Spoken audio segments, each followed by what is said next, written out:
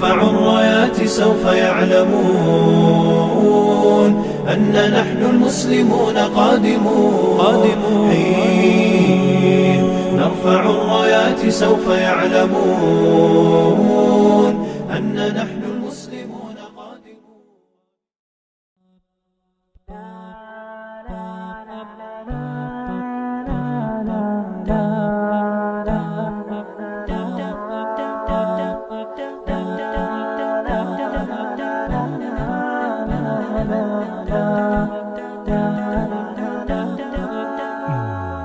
على جبين سعادتي وأفكاري تجري الحروف بأشواق وأزهار، هذه هيا قد سرت للسعد في أمل تروي الجمال بألحان وأطيار، عروسة النور تاج البدر.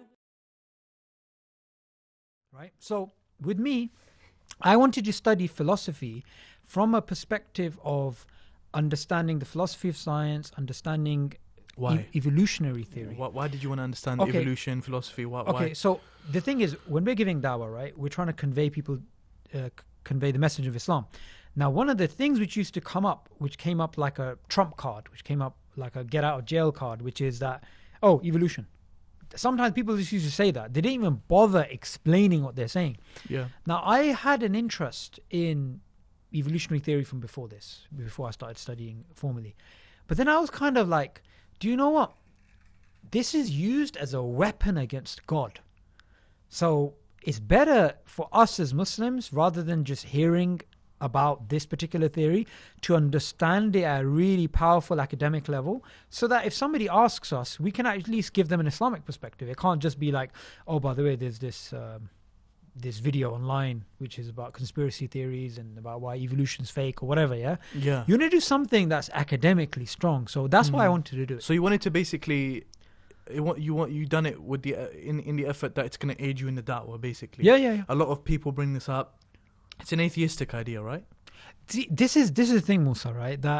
That's what I thought. People always associate evolution with atheism. It's kind of like this. You associate Islam with biryani. Yeah. Okay. In the UK, at least. I mean, for anybody who's listening in North America, they'll be like, biryani? What's biryani? But anyway, so they're going to think like Islam is linked to curries, or Islam is linked to a certain dress, or the dome, or there's certain things that people are like, this is associated with that. Now with atheism, there's an automatic association with Darwin, just automatic. Yeah. Okay. And when I started studying evolutionary theory, I realized there was no link. It was the same link. Actually, there was a link, and the link was the same as being part of the collecting stamps club in North Luton and being a serial killer. There's like no link. There was like a completely disjointed kind of fields. There was nothing in evolutionary theory that would lead a person to say, do you know what? There's no God. Because this is what's really interesting, Musa, right? Darwin himself said, in my wildest fluctuations, I was never an atheist. And he also said that it would be absurd to think that someone can't be an evolutionist and can't be a theist. He says it's absurd. So this link that they try and make, if you study science, you're going to become an atheist because evolution, that's what it proves. So I realize it's false. So bro, I want you to dumb it down for us, okay? Evolution. How would you, as someone who's studying these sort of topics at a high level in university, how would you define evolution for a person who's just heard it? They've probably heard it before, but let's be honest, bro. People hear words all the time, but they don't necessarily always know what it means. I assume if someone was to mention to some Muslims evolution, they just think, oh, we came from monkeys. Yeah. That's what it means. Yeah. So what's evolution? So the thing do we believe in it as well? Okay, yeah. So we could do that next, right? So the first thing is, I can give a sort of academic understanding of it, but the problem is that when you go to the popular level, it has many different meanings.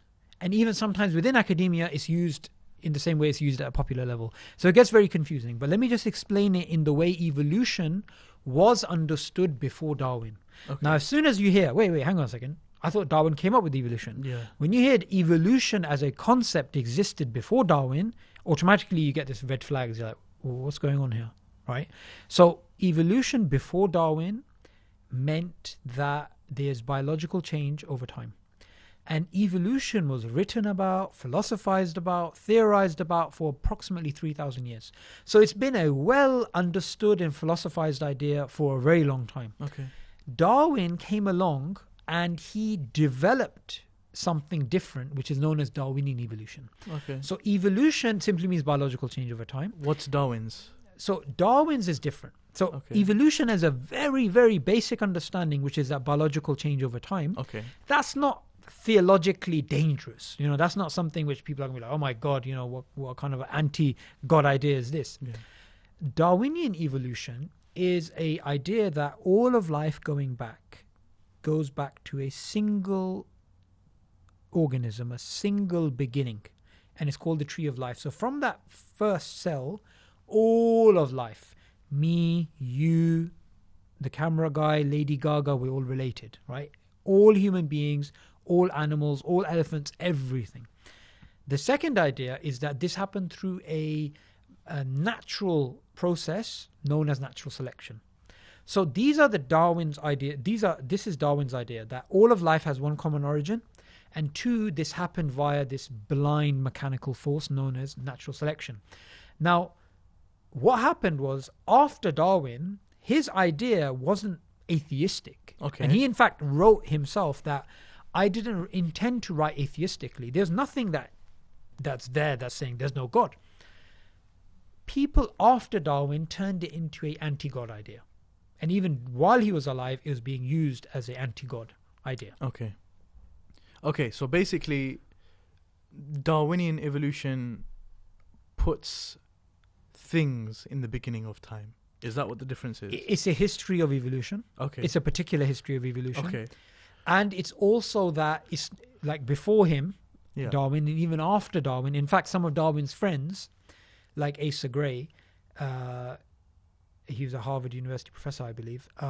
They believed there was this, like, God guiding the process of evolution, right? Yeah. Now, Darwin's theory is very mechanical. It's not God, it's natural selection. Oh, he believes that like it's just nature. It's and just nature, Okay. right? So that's why where the atheists like. That's where they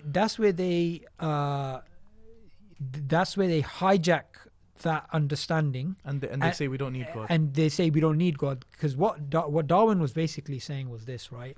And he's explicit about this, that you got this natural theory, Yeah. but technically somebody could believe that God created the universe and natural forces are operating, and these natural forces lead to this process. So he didn't see it contradicting God, but he didn't also at the same time believe that I need to invoke God.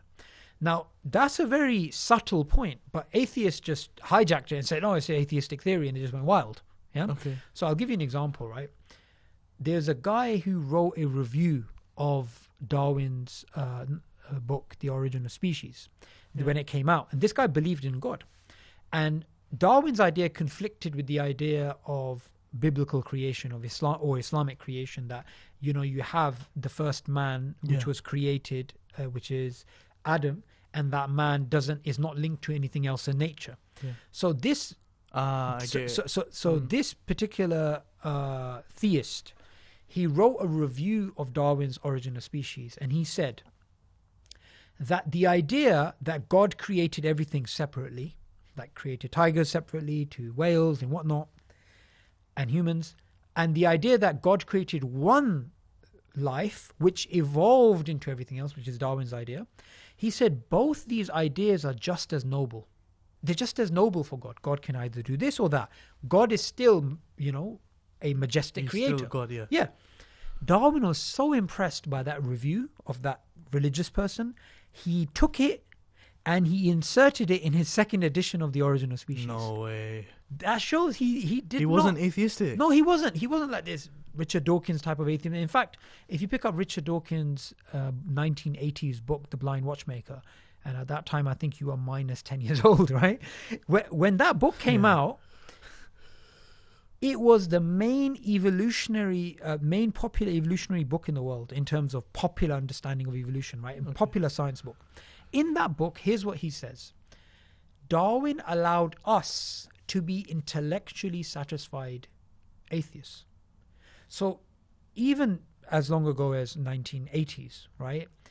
It was getting misconstrued. It is getting misconstrued. But funnily enough, and this is really interesting, right, Musa? Before we get into whether we believe it or not, we can cover that near the end. Let's go back to 1927. That's around the time that Adnan was born. So 1927, right? So 1927, you have a book published, which is actually on that shelf, which I'll show you after the show. Okay. There's a book published by an atheist, hardcore militant atheist biologist who is also a philosopher. This guy hated religion, hated from the maybe hated a bit of a strong term, but wanted to get rid of religion, that was clear. Okay. And he was somebody who wanted to spread atheism and spread evolutionary theory. And he wrote a book called Religion Without Revelation. Religion without revelation. Okay. Meaning they have something like a system which exists, which doesn't come from God. It's a man-made religion. Yeah. And he wanted this man-made religion, which he called evolutionary humanism. He wanted and he predicted that that is the future religion of mankind, not Islam or Christianity, evolutionary humanism. So that's the religion without revelation, evolutionary humanism. His name was Julian Huxley, and he was the first president of UNESCO. Okay. United Nations Educational, Scientific and Cultural Organization, right? UNESCO. It's a very powerful position from which he can propagate that propaganda. And his mind, he had a very clear strategy. Bring people to a scientific understanding of the world, bring people to a Darwinian understanding of the world, and they will become atheists. And that was his agenda. Yeah. He was a very prominent biologist. In fact, if you Google his name, you'll see how important he was. And he was somebody who was directly, as far as back as 1920s, directly making a link between atheism and evolution, and directly saying this is how we're going to evangelize the world. Julian Right. Huxley. Julian Huxley. Yeah. So this whole idea is being hijacked by atheists, and this whole idea has been used as a weapon against religious people when it doesn't. Of course, there's parts of the theory which contradicts Islam. Interesting. But it's not in of itself an atheistic theory. That's some deep stuff right there, bro. That's some really, really deep stuff. So I think the question that many of our Muslim brothers and sisters